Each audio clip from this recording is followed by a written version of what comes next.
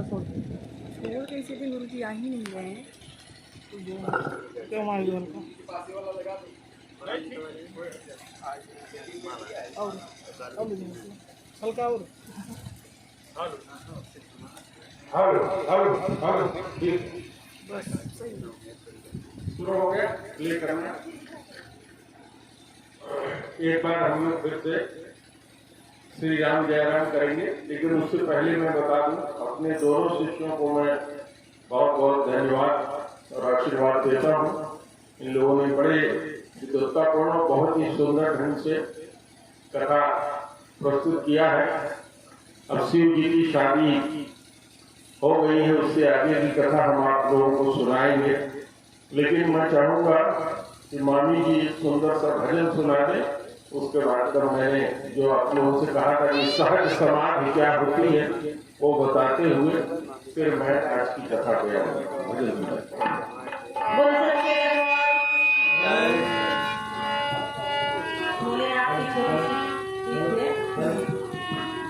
Yeah.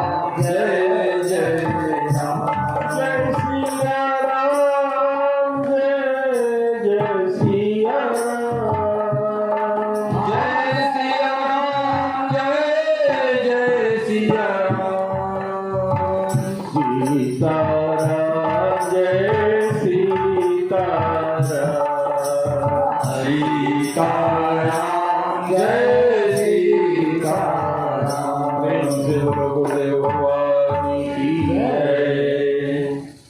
आज की कथा तीसरे दिवस की चल रही है।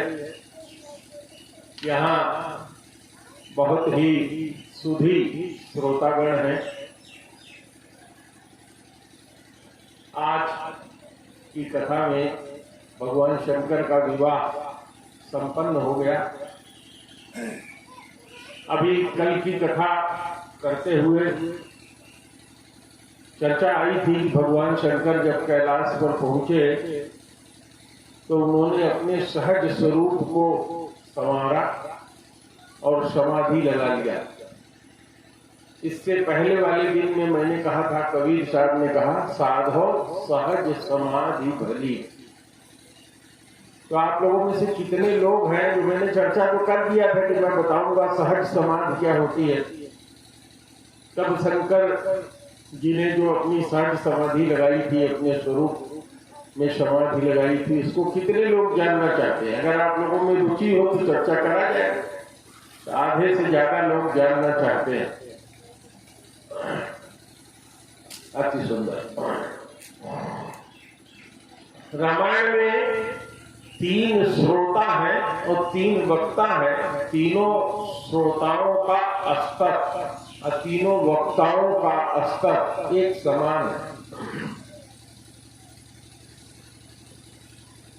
गोस्वामी जी ने कहा था, मैंने आप लोगों से उल्लेख किया था, श्रोता वक्ता ज्ञान निधि कथा राम है गूढ़। राम जी की कथा काफी गूढ़ है।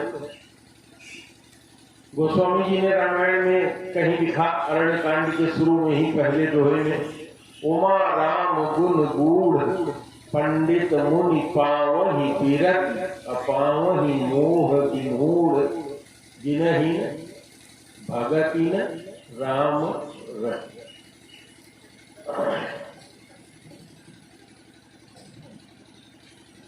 और कथा करते हुए हमने चर्चा किया था क्या, अभी भी हम लोगों ने कहा, श्री राम जय जय राम, जय रघुनंदन जय सिया राम।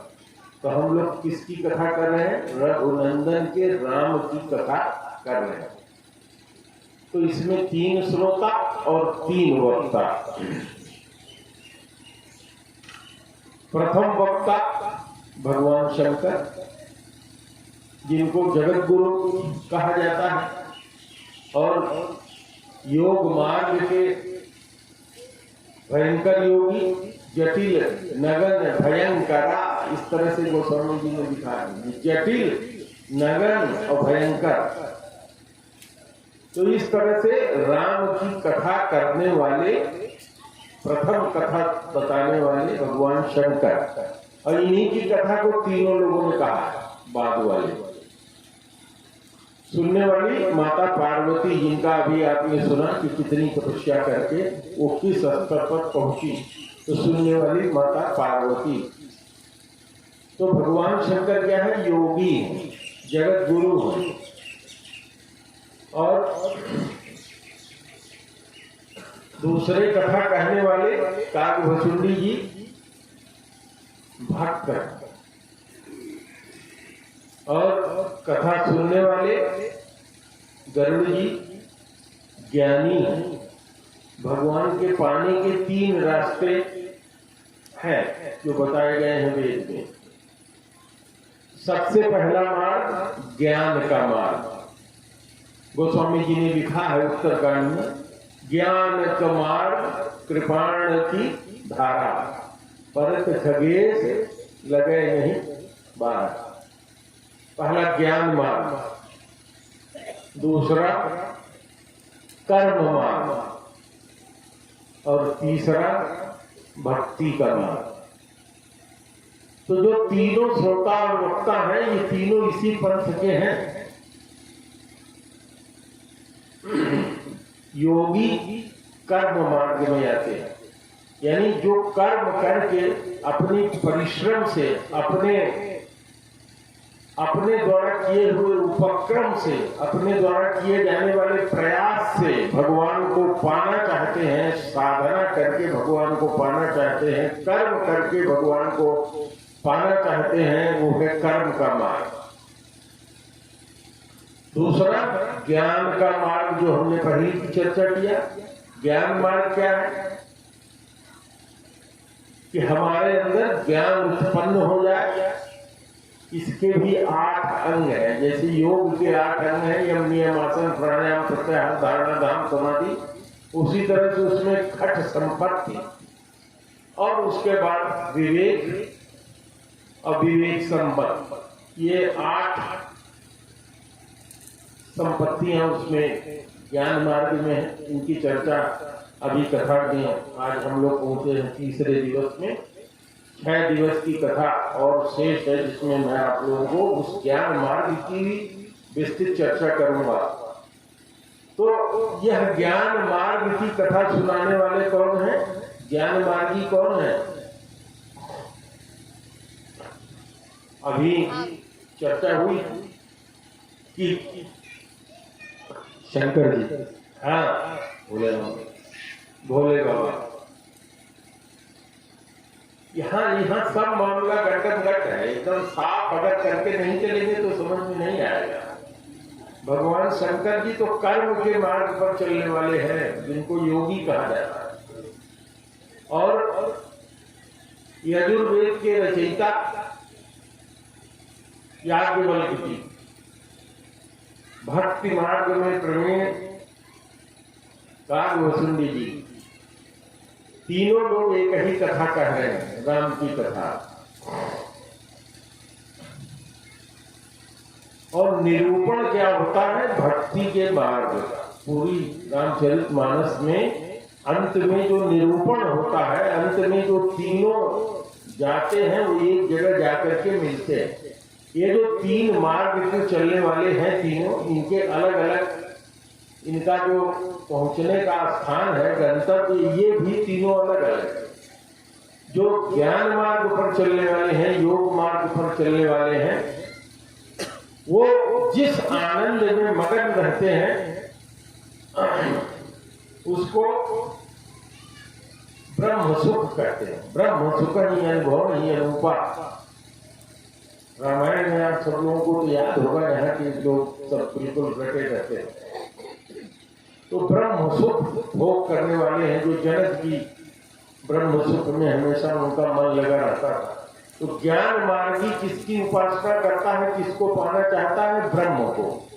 और ब्रह्म का ही दूसरा नाम है परमेश्वर, जिसको योगी लोग चाहते हैं, भगवान विष्णु का स्वरूप, लेकिन वो भी निर्गुण निराकार में ही गिना जाता है।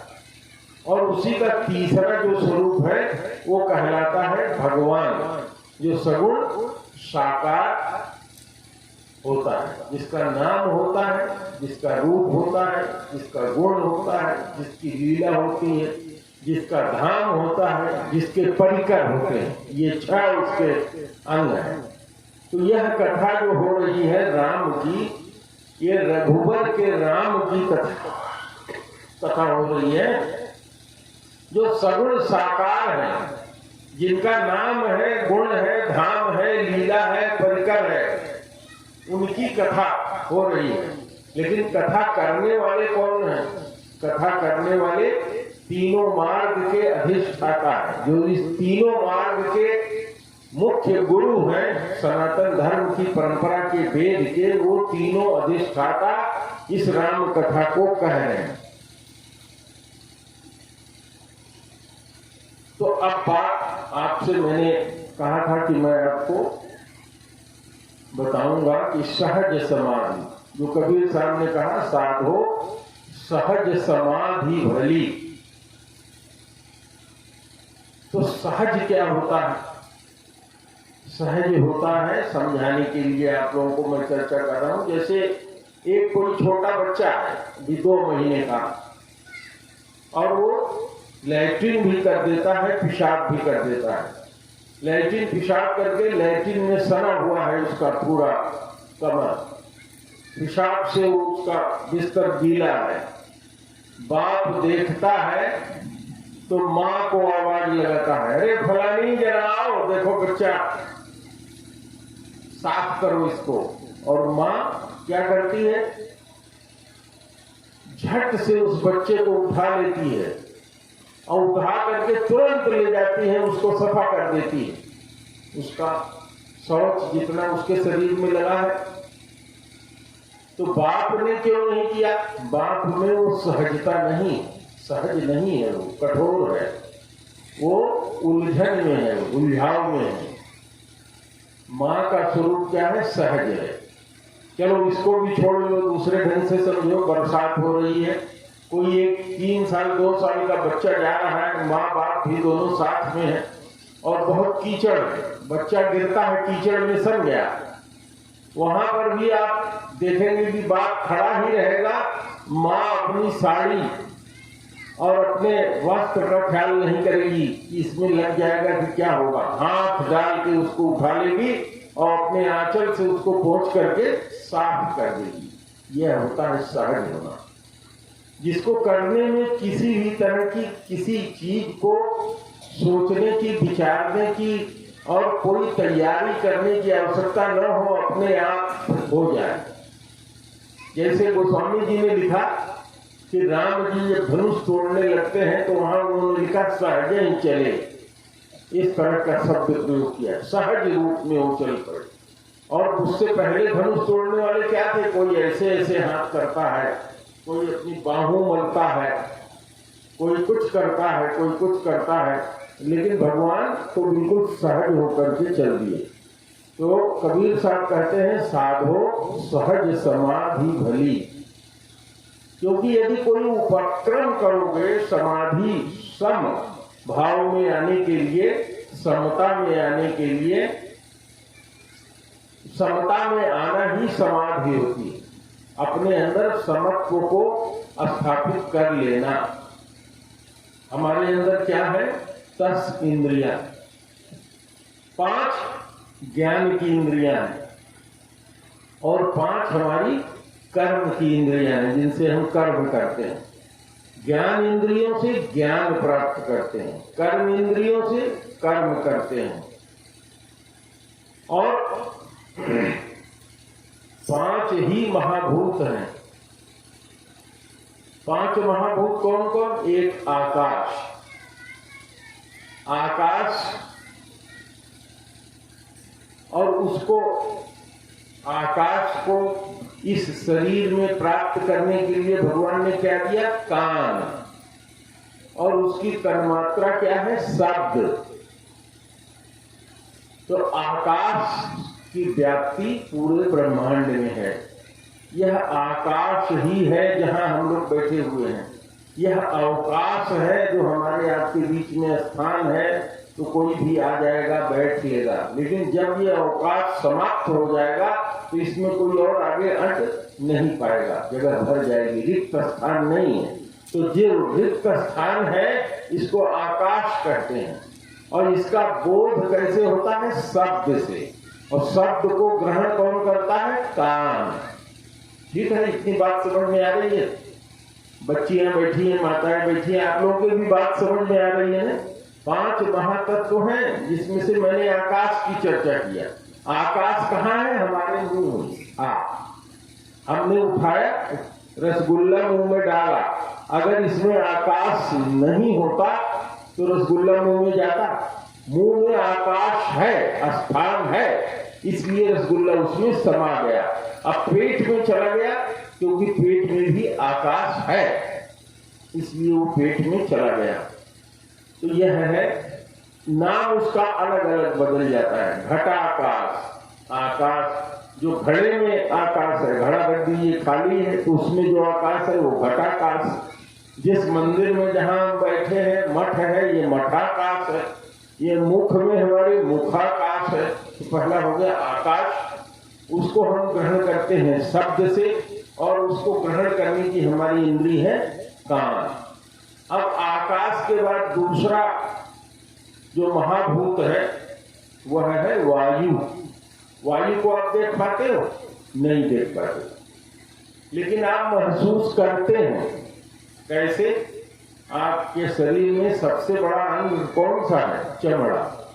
चमड़ा भगवान ने लस दिया है, पैर से लेकर के, पीठ से लेकर के, माथे से लेके हर शरीर पर पूरा हर जगह क्या है? चमड़ा है। यह जो चमड़ा है यह क्या करता है? स्पर्श को बताता है। तो वायु की तन्मात्रा क्या है? स्पर्श। जब हवा चलती है तो आपसे स्पर्श होता है, तो आपको पता चलता है। तो दूसरी जो चीज हुई वायु, उसको ग्रहण करने का तरीका क्या हुआ? भगवान ने हमको दे दिया चमड़े के रूप में, दूसरी ज्ञानेंद्रिय। और तीसरा जो महाभूत है वो क्या है? वायु से उत्पन्न हुई अग्नि। अग्नि उसको कहते हैं तेज। तो अग्नि जब जलती है तो उससे क्या निकलता है? प्रकाश, रोशनी। और उसको किससे आप देखते हैं? आंख से। जो अंधा है क्या वो बताएगा कि इस समय उजाला है? कितना उजाला है, ज्यादा है कि कम है? नहीं बता सकता। तो अग्नि को हम कैसे अपने अंदर ग्रहण करते हैं? अपने चक्षुओं से, आंख से। तो उसकी तन्मात्रा क्या है? रूप। ठीक, समझ में आ रही है बात? समझ में आ रही है माताएं? आप लोगों को भी समझ में आ रही है? हम लोगों का अलग अलग रूप है। ये देखिए हमारे महंत जी, इनका रूप देखिए, मेरा रूप देख लीजिए, इनका रूप देख लीजिए। सबका रूप अलग अलग है और सबकी पहचान आपके मस्तिष्क में संचित है। जैसे ये रूप सामने आएगा आप पहचान लेंगे कि ये महंत जी हैं, कोई आश्रम के। हमको देखेंगे वैसे जान लेंगे ये गुरु जी हैं। हम आपको देखेंगे तो हम समझ जाएंगे कि ये हमारी फलानी शिष्य हैं। तो ये जो हमारा रूप है, यह रूप भी अग्नि के कारण है। ये जो दीवार है ये भी अग्नि के कारण है। और अग्नि को हम कैसे ग्रहण करते हैं? आंख से। तो भगवान ने बड़ी विचित्र बात बनाई है। 5 महाभूत बनाए हैं, 5 हमारी ज्ञानेंद्रियां बनाई है, 5 उनके प्राप्त करने के तरीके बनाए हैं। तो 3 तो हमने आपको समझा दिया। अब चौथा है जल। जल महाभूत है। उसको महाभूत क्यों कहते हैं? हमारे शरीर में 90% जल है। तो 90% ये जल है। और इसी तरह से इस धरती पर, इस ब्रह्मांड में जिसमें हम निवास करते हैं, इसमें भी 90% जल है। भगवान ने व्यवस्था कैसे बनाई है? आधे से ज्यादा जल तो समुद्र में भरा हुआ है। उसके बाद जितना बचा वो हिमालय पर बर्फ के रूप में है, ठोस के रूप में। और 25% जो है वायु, जो ये हवा चल रही है, इसमें नमी है। कभी इसकी आर्द्रता नापी जाती है। आपके मोबाइल में आर्द्रता पता लगता है कि आज की आर्द्रता इतनी है। आर्द्रता ज्यादा है तो कहते हैं आर्द्रता ज्यादा है, बरसात है, पसीना नहीं सूखेगा। और आर्द्रता कम है तो पसीना सूख जाएगा। और अगर ये वायु बिल्कुल आर्द्रता से कम हो जाए तो क्या कहेंगे? लू चल रही है। और लू क्या होती है? इतनी तीव्र होती है कि लगते ही आग लग जाए, शरीर झुलस जाएगा, मर जाएगा। तो महाभूत है। भूत हम भी है, वो महाभूत है, हम भूत हैं। क्योंकि हमारे में एक लिमिट है। उस लिमिट से जरा सा भी ज्यादा हुआ, जरा सा पानी ज्यादा हुआ, मर गए। जलोदर हो गया, बचे हैं जब तक। और जलोदर से भी ऊपर हुआ, मर गए। जरा सा पानी शरीर से निकल गया, चाहे पलटी के रास्ते, चाहे टट्टी के रास्ते, कहीं पानी कम हो गया, कहीं क्या हो गए, मर गए। हमारे अंदर पानी की मात्रा लिमिटेड है। लेकिन अगर यही पानी तालाब में देख लो, समुद्र में देख लो, नदी में देख लो, जितना पानी हमने वर्णन किया, सब पानी हो जाए तो ये सारी धरती जो हिमालय है, जिसकी सबसे ऊंची चोटी है एवरेस्ट, वो 11 मीटर जल में डूब जाएगी। यानी धरती पर रहने की जगह नहीं बचेगी। प्राणी हम लोग जो है खत्म हो जाएंगे। तो चौथा महाभूत क्या है? जल। और जल को हमने चर्चा कर दिया कि किस तरह से समुद्र से उठता है, भगवान सूर्य उसको ग्रहण करते हैं, बादल के रूप में आता है, यहाँ आके बरसता है, यहाँ की आर्द्रता होती है, उसी आर्द्रता और पानी से पौधे वनस्पतियां पानी लेते हैं, पनपते हैं, उससे भोजन बनाते हैं, उस भोजन को हम अनाज के रूप में ग्रहण करते हैं। और पानी को हम कैसे जानते हैं? जिह्वा से, रसना। ये जिह्वा, रसना। तो चौथा महाभूत जिसको हमें जानने का तरीका भगवान ने क्या दिया है? रसना।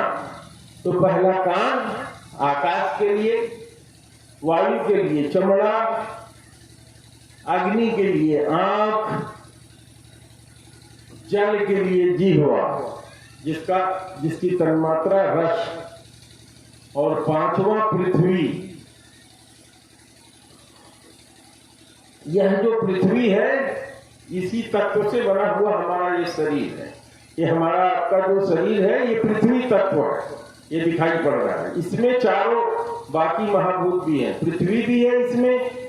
तो अब आप ये भी जान लीजिए, आकाश का केवल एक गुण है। आकाश से पैदा हुआ, आकाश को समझिए कि दूध है, और उसमें दूध फट के बन गई दही, तो वो हो गया वायु। तो उसमें दो गुण हो गए। आकाश का गुण हुआ शब्द और वायु का गुण हुआ स्पर्श। तो वायु में आकाश का भी गुण आ गया। आकाश का गुण क्या था? शब्द। और वायु का अपना गुण स्पर्श। तो ये दो गुण हो गया वायु में। और वायु से पैदा हुआ जल, तो जल में हो गया रस। तो अब जल के तीन गुण हो गए। इसके अंदर आकाश का भी गुण है, इसके अंदर वायु का भी गुण है, और जल का अपना गुण। तीन गुण हो गए जल में। और मैं गलत बोल गया, तीसरा तत्व है अग्नि। अग्नि में ये तीन गुण हो गए। जल चौथा गुण है। तीसरा गुण जो है वो रूप, अग्नि का रूप गुण है। तो अग्नि में तीन हो गए, रूप, स्पर्श और शब्द। और जब वो उससे उत्पन्न हुआ जल, तो जल में एक और आ गया, रस। अब जल में चारों गुण आ गए। और जब पृथ्वी उससे उत्पन्न हुई तो पृथ्वी में पांचों गुण आ गए। यानी पृथ्वी में आकाश भी है, पृथ्वी में वायु भी है, पृथ्वी में अग्नि भी है, पृथ्वी में जल भी है, और पृथ्वी में पृथ्वी तत्व तो है ही। तो ये पांच महाभूत को इस हमारे शरीर में भी उन्होंने बना दिया, और इसका समन्वय उस पांच महाभूतों से जोड़ दिया। तो ये कैसे जुड़ा है? यह जो प्रकृति है और ये जो हमारा शरीर है, इन दोनों के बीच संबंध क्या है? गोस्वामी जी ने लिखा, काल स्वभाव कर्म बर्याई। काल माने समय, सुबह शाम दिन रात, 1 वर्ष 2 वर्ष 100 वर्ष 1000 वर्ष करोड़ वर्ष 10 करोड़ वर्ष 10 खरब वर्ष। काल, इसी में आदमी का जीना और मरना। कर्म, कैसे हम जी रहे हैं, कैसे खा रहे हैं, कैसे क्या कर रहे हैं, ये हमारा कर्म। और कैसा हमारा स्वभाव हो गया, ये तीन चीजें हमारे ऊपर हावी हो जाती हैं। काल, कर्म, स्वभाव, इसी के बस में हम रहते हैं, यही हमारी रहनी हो जाती है। तो इन सारे पांचों महाभूतों को जो समझेगा और समझ करके बिल्कुल सहज हो जाएगा, उसी के अनुसार अपनी रहनी बना लेगा। इसीलिए तो कबीर साहब ने कहा, एक भजन कबीर साहब ने लिखा है, चादर हो गई बहुत पुरानी, अब तो सोच समझ अभिमानी। और इस भजन के अंत में वो कहते हैं, कहे कबीर यह राख जतन से, ये शरीर रूपी जो चादर मिली है, कहे कबीर यह राख जतन से, है ये वस्तु बेगानी, ये बेगानी वस्तु है। ये इन 5 महाभूतों से मिलकर के बनी हुई है, बेगानी है, हमारी अपनी नहीं है। और इसमें आत्मा के रूप में, चैतन्य के रूप में भगवान ने प्रवेश किया हुआ है हमारे आपके अंदर। अस प्रभु हृदय अक्षत अविकारी, सकल जीव जग फिरत दुखारी। आप अपने स्वरूप को नहीं जानते हो। ये तुम्हारा स्वरूप क्या है? सच्चिदानंद का है। सच्चिदानंद, सत्य। क्या सत्य है तुम्हारे अंदर? ये आत्मा पहले भी थी, यानी तुम पहले भी थे, आज भी इस शरीर में हो और आगे भी किसी शरीर में रहोगे। ये तुम्हारे साथ रहने वाला ये सत्य है, तीनों काल में सत्य है। चित चैतन्य हो, पहले भी जिस शरीर में थे वहां भी चैतन्य था और आगे भी जहां जाओगे वहां भी चैतन्य रहोगे। चित हो गया। और आनंद, आनंद तुम्हारा स्वभाव है। यह मन आनंद में ही होता है। कितने दुख में डूब जाओ और अंत में क्या होता है? दुख भूल जाता है। लेकिन आनंद कभी भूलता है? नहीं भूलता। ये मैं उठा के ऊपर फेंक दूं, कहां गिरेगा? धरती पर। क्योंकि धरती का टुकड़ा है। तो हम सब लोग क्या है? आनंद के हिस्से हैं। हमारा बाप आनंद है। हमारी जो आत्मा है ये किससे निकली है? परमात्मा से। परमात्मा का स्वरूप आनंद का है। तो जब वो आनंद का स्वरूप है तो जिसको हम दुख महसूस करते हैं वो थोड़ी देर के लिए रहता है, फिर तुम्हें आनंद ही मिलने लग जाता है। तो तुम्हारा स्वरूप सच्चिदानंद है, सत्य चित और आनंद का है। तुम इसको विशार दिए हो, इस शरीर के साथ समन्वय करके शरीर बन गए हो। ये शरीर क्या है? ये 5 महाभूत से बना हुआ है। 5 महाभूत मैंने आपसे चर्चा किया। आकाश, वायु, अग्नि, जल और पृथ्वी, इस 5 से बना हुआ ये शरीर है। यही तुम्हारे शरीर में है, यही महाभूत है। इनका समन्वय जिसने कर लिया, जान लिया इनके साथ कैसे हमको रहना है, कैसे बरतना है, कैसे व्यापार करना है इनके साथ, आप हमेशा स्वस्थ रहेंगे। और गोस्वामी जी ने भी बात सारा चीज खोल के गोस्वामी जी ने लिख दिया। विधि प्रपंच गुण गुण सानी। ब्रह्मा ने जो संसार की रचना किया तो ये सब सारी चीजों का समन्वय करके जो प्रपंच बनाया है उसमें गुण और अवगुण। ब्रह्मा ने ही गुण भी बनाया है और अवगुण भी बनाया है। अच्छाई भी उन्होंने ही बनाई है, बुराई भी उन्होंने ही बनाई है। तो इसको ग्रहण कैसे करते हैं हम? अपने 5 ज्ञानेंद्रियों से और 5 कर्मेंद्रियों से। और जब इस सृष्टि की रचना ही द्वैत में हुई है, 2 अच्छा बुरा, दिन रात, लाभ हानि, जय पराजय, सुंदर खराब, द्वैत की रचना। तो तुम्हारा स्वरूप क्या ये है कि तुम द्वैत में चलोगे? नहीं। तुमने मान लिया है कि तुम्हारे मन की कोई चीज होती है तो समझते हो कि ये सुख है, और तुम्हारे मन की कोई चीज नहीं होती है तो समझते हो कि ये दुख है। सुख और दुख दोनों अलग अलग चीज नहीं है। जब सुख कहा जाता है तो दुख उसमें निहित है। जहां सुख है वहीं पे दुख है।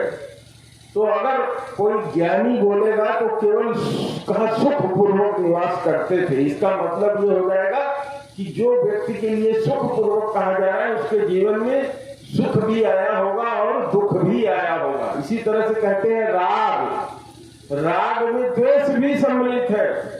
सुखानुसई राग, जिसके सोचने मात्र से सुख की अनुभूति हो वह है राग, और जिसके सोचने मात्र से दुख की अनुभूति होने लगे वह है द्वेष। तो जब राग कहते हैं तो उसमें द्वेष सम्मिलित है। और तुम्हारी जो इंद्रियां हैं, ये 5 ज्ञान इंद्रिय और 5 कर्म इंद्रिय, इन्हीं दोनों द्वंद्वों के बीच में झूलती रहती हैं।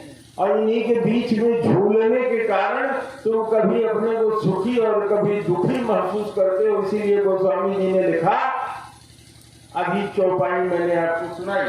क्या सुनाई? अस प्रभु हृदय बसत अक्षत अभिकारी। ऐसे अभिकारी प्रभु के हृदय में होने के बावजूद भी सकल जीव जग फिरत दुखारी। अब मैंने जैसे आपको अभी बताया कि तुम्हारे अंदर सच्चिदानंद है, तो कितने लोग हैं जिनके समझ में आ गया कि हाँ मेरे अंदर सच्चिदानंद है? उठाओ आप। इतने लोगों को बोध हो गया तो बहुत बड़ी बात है। अगर मैं एक को भी समझा दिया तो हमारे यहाँ 9 दिन कथा कहना, 7 दिन कथा कहना सही है, और अगर नहीं समझा पाया तो बेकार है। मेरा समय बर्बाद गया और आप लोग जो यहाँ सुनने आ रहे हैं आपका भी समय बर्बाद गया। तो सहज स्वरूप ये होता है कि जिस तरह से भी, जिस भी परिस्थिति में हो, उसको जैसा का तैसा स्वीकार कर लेना, यही सहज है। समझ रहे हैं? दिनेश जी, आपका नाम दिनेश है? रामाशीष जी। तो जो चीज जैसे है उसको वैसे ही स्वीकार कर लेना, सहज हो जाना।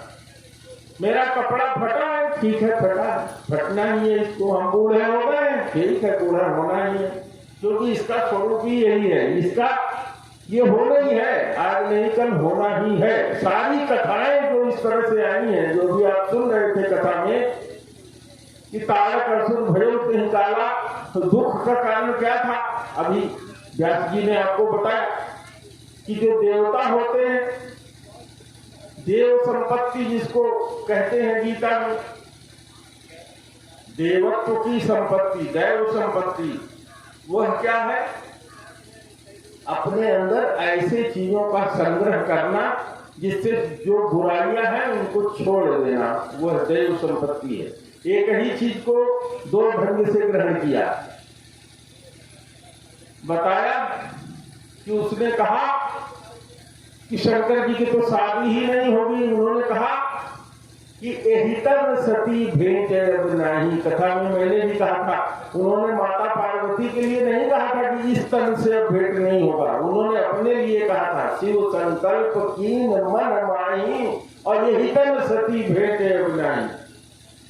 कहा था उन्होंने अपने लिए कि ये तन जब मैं रख रहा हूं, शंकर ने अपने लिए कहा अब इससे सती का भेंट नहीं होगा। यह प्रतिज्ञा किया उन्होंने भक्ति का पालन करने के लिए। और जब आप इस रामायण में पढ़ते हैं तो जिनकी उपासना वो कर रहे थे, वो राम आए और आकर के उन्होंने स्वयं कहा कि ये शंकर, मोरे कहे से मान जाओ और जाकर के ब्याह कर लो, तुम्हारी प्रतिज्ञा पूरी हो गई, समाज में तुम्हारे ऊपर इसका कलंक नहीं लगेगा कि तुमने कहा था कि शिव संकल्प की मनमानी एहितर सती भेंट अपनाई, उस कलंक से तुम मुक्त माने जाओगे। तो जो चीज जैसे है उसको वैसे ही स्वीकार करके उसमें सुख की अनुभूति करना, यही सहज समाधि। कितने लोगों के समझ में आ गई बात? बहुत सुंदर। अब आप सब लोग भी अपने जीवन में आज की यह कथा सुनने के बाद, ये बहुत कठिन है इस रास्ते पर चलना, लेकिन प्रयास करिए कि जीवन में, तो जीवन क्या है? जीवन बना है, इसमें सुख और दुख दोनों है ही है, तो कभी सुख है तो कभी दुख है। एक अंग्रेजी के कवि ने लिखा है, विलियम वर्ड्सवर्थ ने, कितना सुंदर लिखा, Joy and one fine, a clothing for the soul divine. Under every grief and pine runs a joy with silk and twine. क्या कहा उन्होंने? कि यह जो जीवन है यह बना हुआ है आनंद से और दुख से। जहां दुख है वहीं सुख है, जहां सुख है वहीं दुख है। जहां आपको ज्ञान हो गया इस चीज का, वहां आपको उससे दुख कम हो जाएगा। इस तरह के रास्ते पर जो चले वो ज्ञान मार्गी। बात समझ में आ गई? ज्ञान मार्ग क्या है? बात समझ में आ गई आशीष जी? यह है ज्ञान का मार्ग। अब गोस्वामी जी ने इसी को कहा कि ज्ञान का मार्ग कृपाण की धारा। कृपाण की धारा क्यों कहा? क्योंकि उस पर चलना, जरा सा निर्णय लेने में गलती अगर हो गई तो चूक गए, और चूक गए तो गए काम से, ये जीवन बर्बाद। दूसरा है कर्म का मार्ग। गीता में भगवान श्री कृष्ण ने कहा, ये देखिए गीता यहाँ हिंदी में सुलभ लिखी हुई रखी है, आपके ग्राम के ही शुक्ल जी ने लिखा है, परशुराम शुक्ल। इसमें भगवान श्री कृष्ण ने अर्जुन से कहा, नहीं कश्चित् क्षणमपि जातुतिष्ठत कर्मकृत्, कोई एक क्षण ऐसा नहीं होता जिस समय कोई भी जीव बिना कोई कर्म किए रह जाए। हर समय कोई न कोई कर्म आप करते ही रहते हैं, जाग रहे हैं, सो रहे हैं, राम का नाम ले रहे हैं, कुछ सोच रहे हैं, कुछ विचार कर रहे हैं, कुछ कह रहे हैं, कुछ कर रहे हैं, हर समय कुछ न कुछ करते ही रहेंगे। कोई ऐसा समय हो नहीं सकता जब आप कुछ न कर रहे हो। तो जब कोई क्षण ऐसा नहीं हो सकता कि हर समय आप करते ही रहते हैं, और जब उसके करने का अभिमान आपके अंदर होता है कि मैंने यह कार्य किया, तो फिर क्या हो जाता है, इसी को कहते हैं कर्तापन, कि मैंने किया, मैंने यहाँ कथा किया, मैंने ये कथा यहाँ करवाया, मैं कथा सुनने गया था, इस तरह का जहाँ भाव हुआ तहाँ वहाँ कर्तापन का भाव हो गया। और जब ये इस तरह की कोई चीज होती है तो इस तरह के रास्ते पे चलने वाले को कहते हैं कर्म मार्ग। ठीक है, कर्म, विकर्म, अकर्म, ये सब 3-4 तरह की बड़ी लंबी चीजें हैं। तो यह सीधा सीधा समझिए कि यह है कर्म का मार्ग। और तीसरा मार्ग है भक्ति का मार्ग। भक्ति का मार्ग का मतलब क्या होता है, भक्ति बनती है भज धातु से। भज माने होता है सेवा करना। भज गोविंदम भज गोविंदम भज गोविंदम मूढ़मते। शंकराचार्य जी ने, जिन्होंने जी ज्ञान मार्ग दिया, अंत में उन्होंने क्या कहा, गोविंद को भजो, गोविंद को भजो, हे मेरे मूढ़ मन गोविंद को भजो। तो जो कर्म मार्ग के लिए है उसको भगवान श्री कृष्ण ने गीता में कहा कि जो कुछ भी तुम करते हो उसमें तुम्हारा केवल अधिकार कर्म करने का है। कर्मण्येवाधिकारस्ते मा फलेषु कदाचन। उन्होंने कहा तुम्हारा काम, तुम्हारी जो ड्यूटी है वो केवल काम करने की है, फल मैं दूंगा। तो जब तक यह भाव आपके अंदर जिंदा है, जो भी काम करो, अच्छा करो खराब करो, जो भी करो, अगर कर्म के मार्ग पर चल रहे हो, अगर क्या चलोगे ही, तो सब भगवान को समर्पित कर दो। तो यह वस्तु गोविंदम तुभ्यमेव समर्पये। तुम्ही को हे प्रभु जो कुछ भी मैंने किया, अच्छा किया खराब किया, सब तुमको समर्पित है। शाम को सोते समय जब अपने बिस्तर पर सोने जाते हो तो 2 मिनट बैठो और वहां कहो कि हे प्रभु आज दिन भर में मैंने इतने इतने काम किए। 2 मिनट में अपने कार्यों को देखो, जितना अच्छा काम हुआ वह आपकी प्रेरणा थी, जितने मेरे खराब कार्य हुए वह मेरा ज्ञान था। हे प्रभु मुझे आज फिर अवसर यदि आप देते हैं, कल मैं अगर जिंदा रहा तो इसमें मैं पुनः सुधार करूंगा। यह कर्म मार्ग का व्यक्ति है। हम आप सब कर्म मार्ग के पथिक हैं, तो जो कुछ भी करो उनके चरणों में समर्पित कर दो। अब मैं आपसे चर्चा कर रहा था भक्ति मार्ग का। भक्ति बताया कि भज धातु से बना है। भज का मतलब होता है सेवा करना। इसमें एक होता है जो सेवक होता है और एक होता है जो होता है वो सेव्य होता है। जिसकी सेवा की जाती है वो है सेव्य, और जो सेवा करता है वो कहलाता है सेवक। तो इसमें एक होता है भगवान और दूसरा होता है भक्त। ठीक है, 2 चीज का होना जरूरी है। तो पहले जो 2 रास्ते हैं, जो ज्ञान का मार्ग बताया, जो कर्म का मार्ग बताया, वह दोनों रास्ते में, ये रास्ते अद्वैत का है, माने दोनों एक ही हैं। जो आत्मा है वही भगवान है। वहां का सिद्धांत उन दोनों मार्ग का ये है। और जो भक्ति का मार्ग है इसका सिद्धांत द्वैत है, माने हम भगवान के गुलाम हैं, हम भगवान के भक्त हैं, भगवान ही हमारे सब कुछ हैं। भक्त भी भगवान के सहारे ही रहता है, अपना सब कुछ भगवान को ही समर्पित कर देता है। तो उस समर्पण से क्या हो जाता है कि भगवान, जब भक्ति आ जाती है तो भगवान फिर जो है उसको अपने अंडर में ले लेते हैं। और मैंने आपसे चर्चा किया था, एक सूत्र बताया था कबीर साहब का कि कामी क्रोधी लालची इनसे भगति न होय, भगति करे कोई सूरमा जाति वरण कुल खोय। अगर मैं इसको दोहराऊंगा तो फिर उसी को दोहराना होगा, लेकिन मैं बताऊं कि केवल और केवल जो हम काम करते हैं, कामना हमारी वही एक दोष है। कामना से ही क्रोध उत्पन्न होता है, कामना से ही लोभ उत्पन्न होता है, कामना से ही मोह उत्पन्न होता है, और इन सब के उत्पन्न हो जाने से अभिमान उत्पन्न होता है। तो कामना जब सबका जड़ है तो कामना पर विचार करो। इसीलिए भगवान श्री कृष्ण ने गीता में कहा कि हे अर्जुन, इस काम को तू मार डाल, और उसका उपाय भी बताया उन्होंने। तो जो ये ज्ञान का मार्ग है, कर्म का मार्ग है, और जो भक्ति का मार्ग है, भक्ति के मार्ग के लिए एक भगवान होगा, एक भक्त होगा, भगवान की सेवा भक्त करेगा। एक भक्ति रसामृत सिंधु है जिसमें इसका क्रम बताया गया है कि ये भक्ति कैसे मिलती है। कथा तो ये कथा ही हो रही है, कथा में यही चीज दिखाया गया है।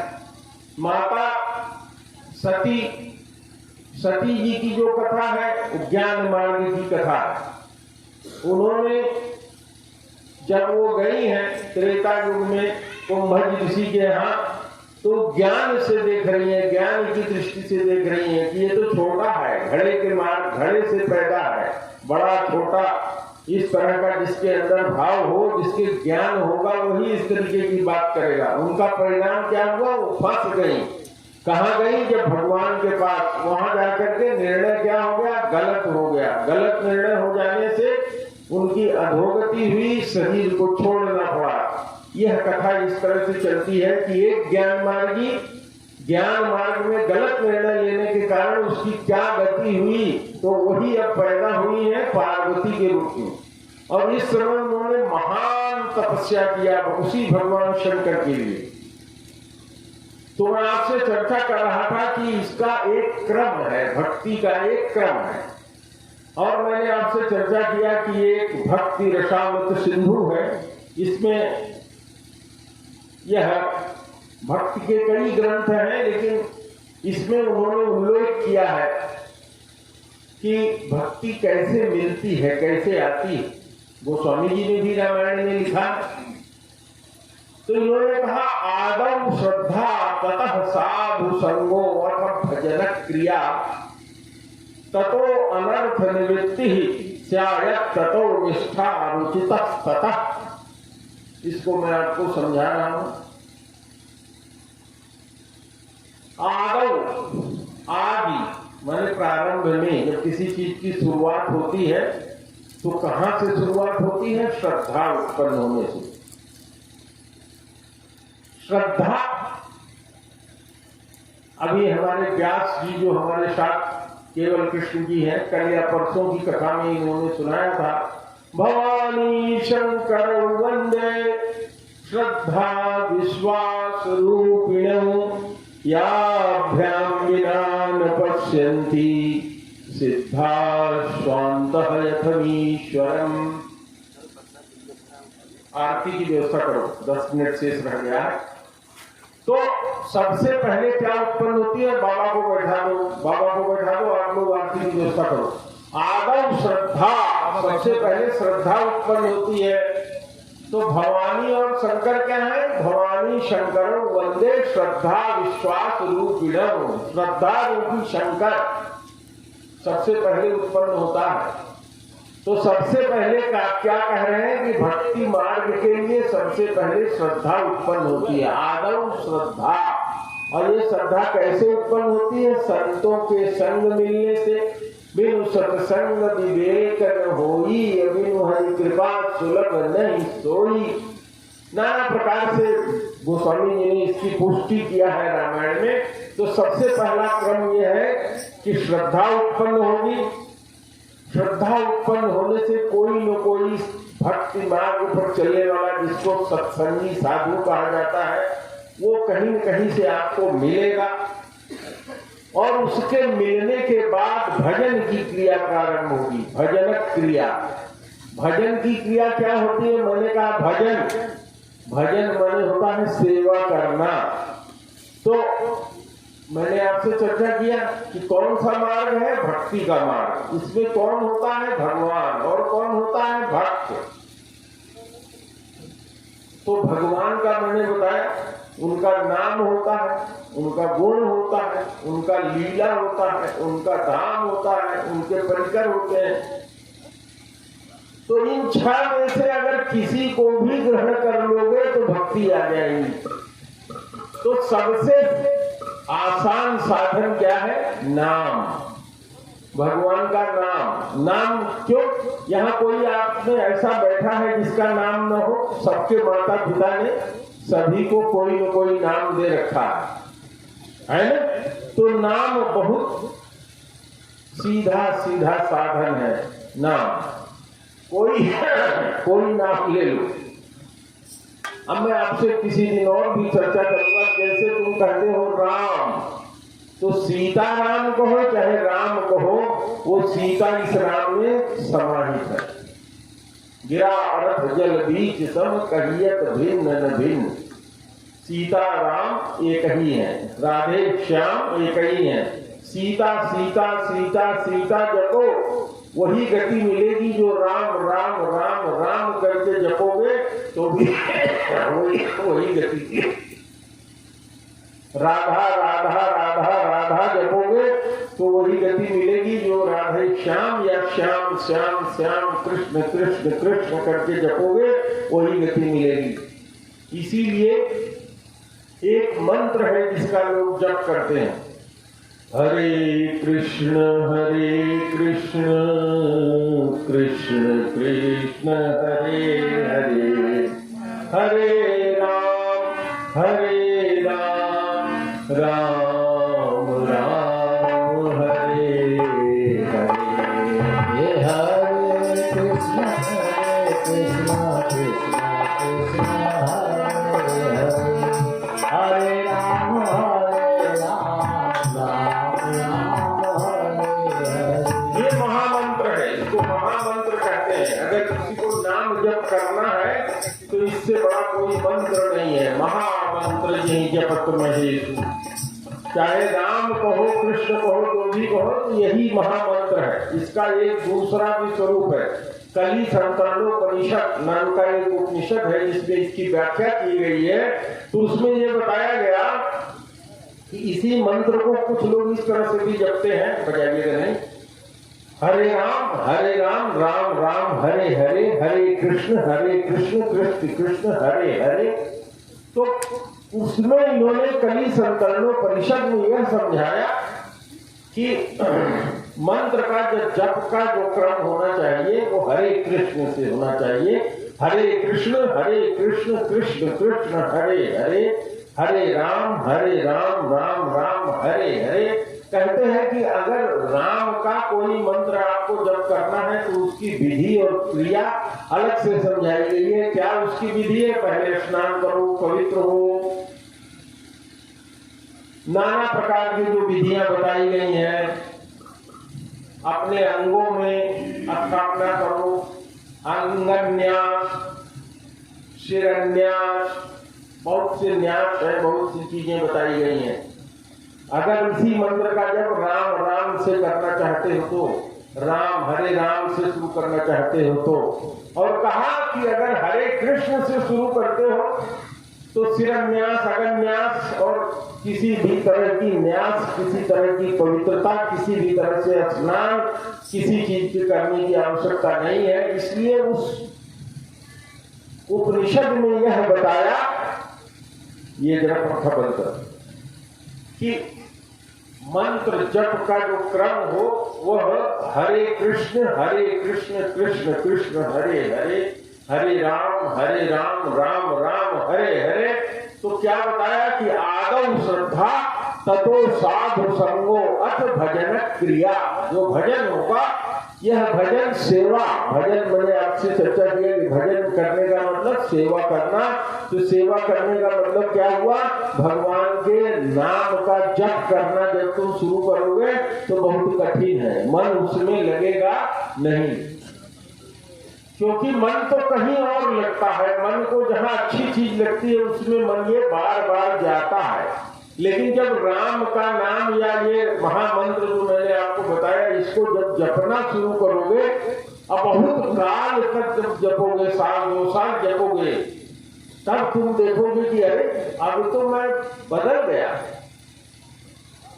तो गोस्वामी जी ने लिखा है, किस तरह से लिखा है, आवत हृदय स्नेह विशेखे। यही नाम अगर जपने लगोगे तो हृदय के अंदर विशेष तरह का स्नेह उत्पन्न हो जाएगा उस नाम के प्रति, और वह नाम आपको ले जाकर के भगवान से मिला देगा सीधा सीधा।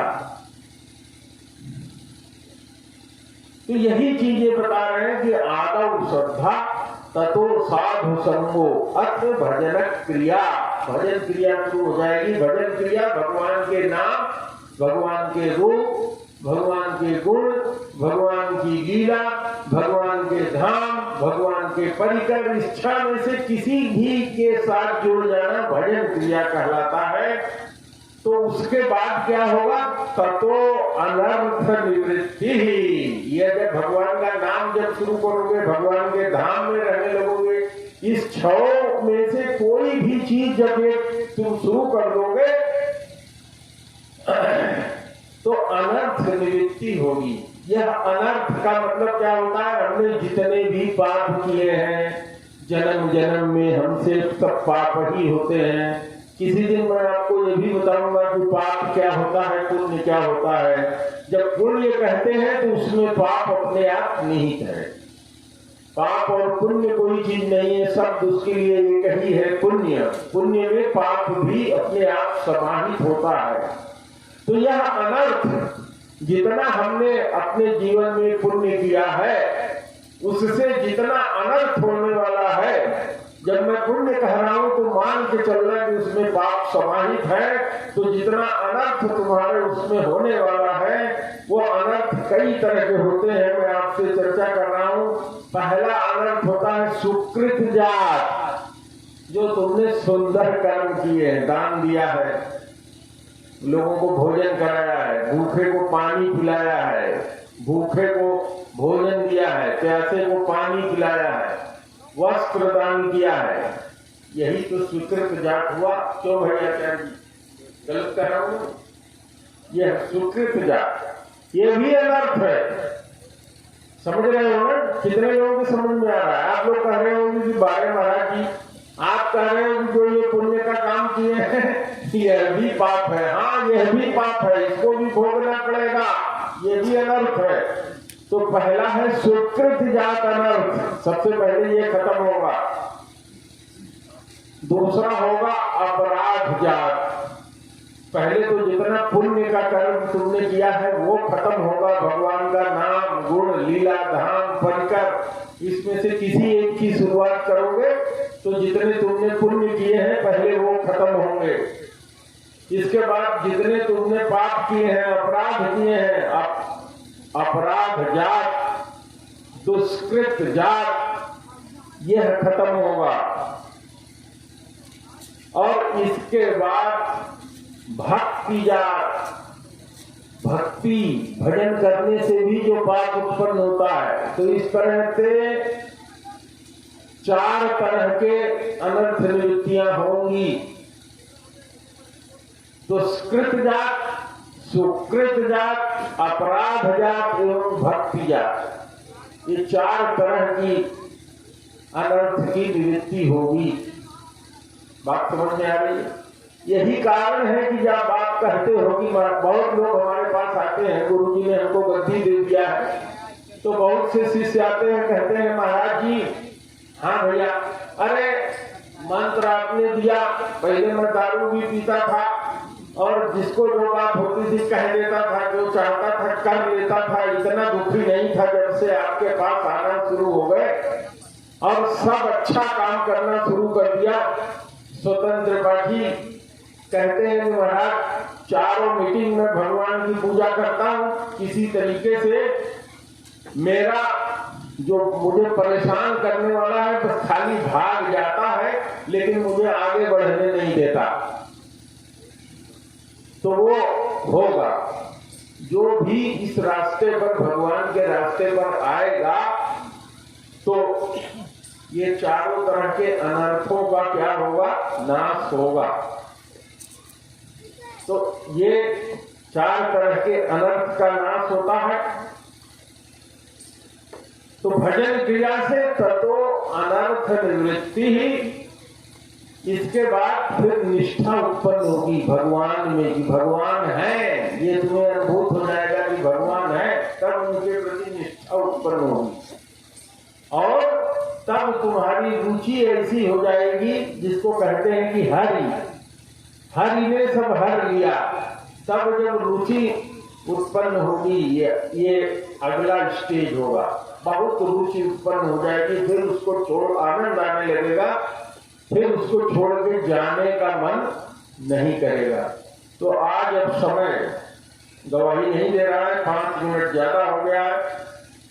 2 मिनट आप लोग मेरे साथ राम नाम का उच्चारण कर लीजिए। कल फिर यही कथा होगी, जिसके भाग में लिखा होगा वो पाएगा, जिसके भाग में नहीं लिखा होगा वो गाएगा। तो श्री राम जय राम, जय जय राम, श्री राम जय राम, जय जय राम, जय सिया राम, जय जय सिया राम, जय सिया राम, जय जय सिया राम, जय रघुनंदन जय घनश्याम, जय रघुनंदन जय घनश्याम, केशव माधव जय बलराम, केशव माधव जय बलराम, गुरु भगवान जय गुरु भगवान, गुरु भगवान जय गुरु भगवान, श्री राम जय राम, जय जय राम, श्री राम जय राम, जय जय राम, जय सिया राम, जय सिया राम, जय जय सिया राम, जय सिया राम, जय सिया राम, जय सिया राम, जय जय सिया राम। एक बार फिर बोलो भगवान की जय। चंद्रमा मन सो जाता है तो उसकी जानता हूँ, बोले नहीं तो मैं हिंदी में शुरू कर रहा हूँ। आरती सतगुरु देव हमारी,